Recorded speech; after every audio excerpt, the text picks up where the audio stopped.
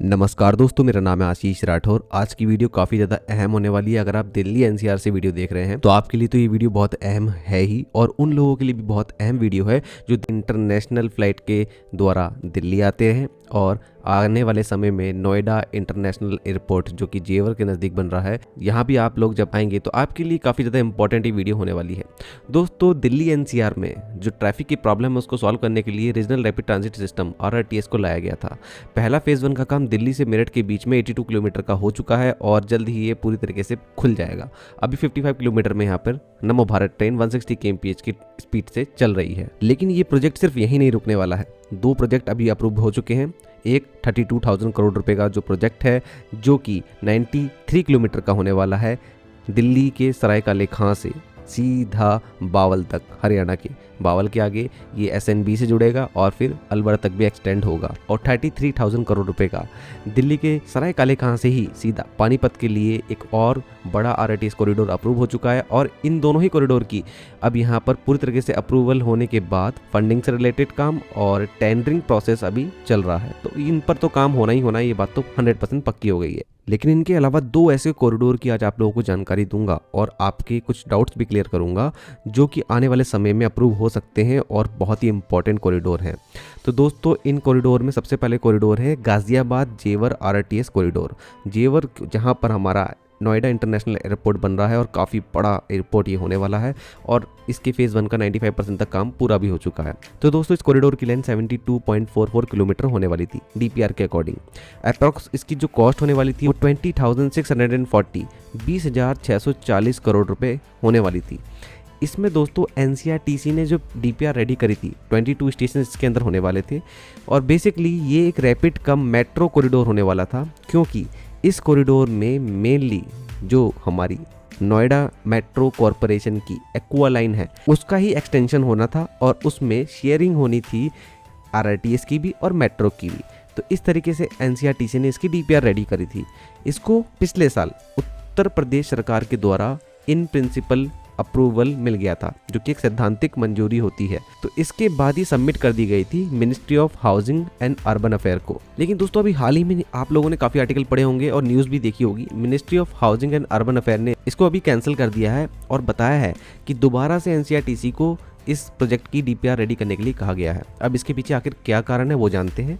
तो दोस्तों, रिसेंटली जो रिव्यू मीटिंग हुई उसमें ऑफिशियल्स जो कि उत्तर प्रदेश सरकार के, नोएडा इंटरनेशनल एयरपोर्ट अथॉरिटी के, Yamuna international airport private limited के, साथ में नोएडा मेट्रो कॉरपोरेशन NMRC और NCRTC के मौजूद थे। इन सभी ऑफिसर्स ने मिलकर के जब अपनी अपनी बात सामने रखी तो यहाँ पर एक निष्कर्ष ये निकला कि नो कनेक्शन विद दिल्ली, मतलब इस कॉरिडोर का जो आपने DPR बनाई है इसका दिल्ली से सीधा कनेक्शन तो है ही नहीं।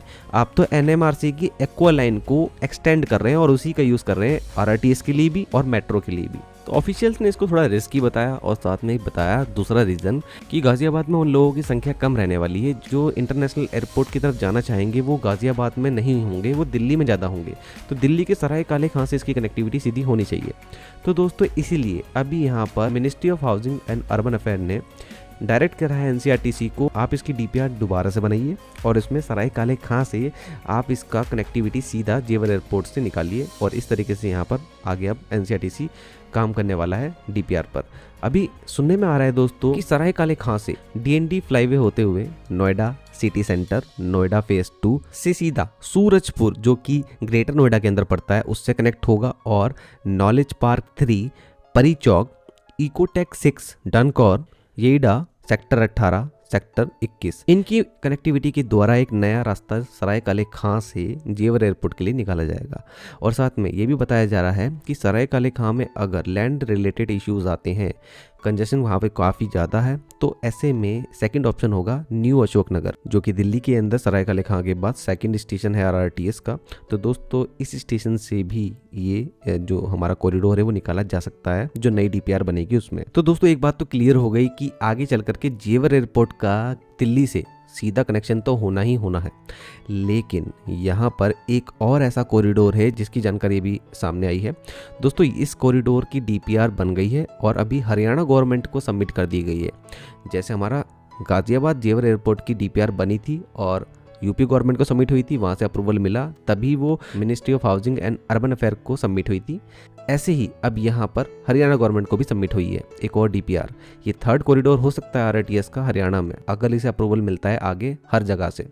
ये है गुरुग्राम नोएडा आरआरटीएस कॉरिडोर। यहाँ पर बड़ी टेक सिटीज़ जो हैं उत्तर प्रदेश और हरियाणा की, वो आपस में जुड़ेंगी और जो बड़े इंटरनेशनल एयरपोर्ट्स हैं उनकी कनेक्टिविटी भी इसमें होने वाली है, जिसमें आईजीआई सीधा नोएडा इंटरनेशनल एयरपोर्ट जो कि नया बन रहा है उससे जुड़ पाएगा डायरेक्टली। इस कॉरिडोर को समझने से पहले मैं आप लोगों को दोस्तों हमारा दिल्ली एसएनबी कॉरिडोर जो कि हरियाणा के बावल तक अभी 93 किलोमीटर का अप्रूव हो चुका है, इसका मैप दिखाना चाहूँगा। आप इसका मैप देख रहे हैं दोस्तों, इसके मैप में आप देख पा रहे होंगे ये कॉरिडोर सराय काले खां से चल करके आईजीआई एयरपोर्ट जो कि दिल्ली का एक बड़ा इंटरनेशनल एयरपोर्ट है उससे कनेक्ट हो रहा है और यहाँ से आगे गुरुग्राम के आईएफएफसीओ चौक से जुड़ रहा है।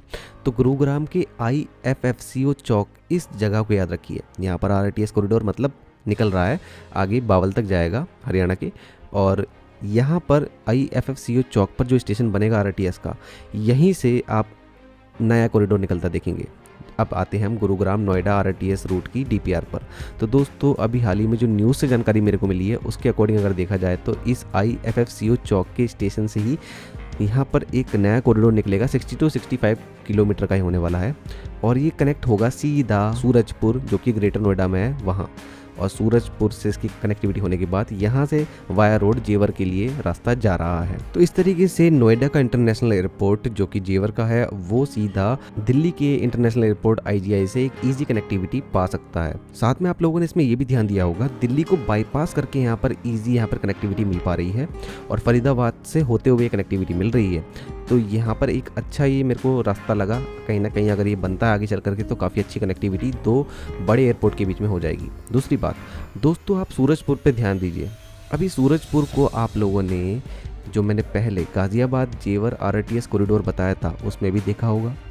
तो यहाँ पर अगर आगे चल कर के सराय काले खां से अब जो नई डीपीआर बनेगी सीधा जेवर एयरपोर्ट की कनेक्टिविटी होगी, अगर उसमें भी सूरजपुर होने वाला है क्योंकि उसको अभी कंसिडर किया जा रहा है, तो यहाँ पर ये दोनों एक तरह से कॉमन यहाँ पर हो जाते हैं, गुरुग्राम नोएडा आरआरटीएस में भी और सराय काले खां जेवर नोएडा इंटरनेशनल एयरपोर्ट कनेक्टिविटी में। तो जो यहाँ पर गुरुग्राम नोएडा आरआरटीएस में सूरजपुर पर आकर के कॉरिडोर रुक जाता है वो आगे सीधा जेवर से कनेक्टिविटी पा सकता है अगर हमारा सराय काले खां और नोएडा इंटरनेशनल एयरपोर्ट जेवर की कनेक्टिविटी वाला जो हमारा आरआरटीएस है वो अप्रूव हो जाता है आगे चल करके नई डीपीआर के अकॉर्डिंग। तो यहाँ पर इस तरीके से कनेक्टिविटी हो जाएगी दिल्ली एनसीआर में बहुत बड़ी। लेकिन दोस्तों अभी दोनों ही कॉरिडोर काफी इनिशियल फेजेस में है। एक कॉरिडोर अभी कैंसिल हुआ है, दोबारा डीपीआर बनेगा। एक कॉरिडोर अभी हरियाणा गवर्नमेंट की टेबल पर है। तो अब इस पर क्या फैसले आगे होते हैं उस पर मैं आप लोगों को आगे जानकारी देता रहूँगा। अगर आप लोगों को इस पर कोई और इन्फॉर्मेशन है, आप लोगों को कोई और सही रूट लगता है या फिर आप लोगों को जो अभी रूट दिख रहा है वही सही लगता है तो आप मुझे कमेंट सेक्शन में बताइएगा। तब तक दोस्तों आज के लिए इतना ही। वंदे मातरम, भारत माता की जय।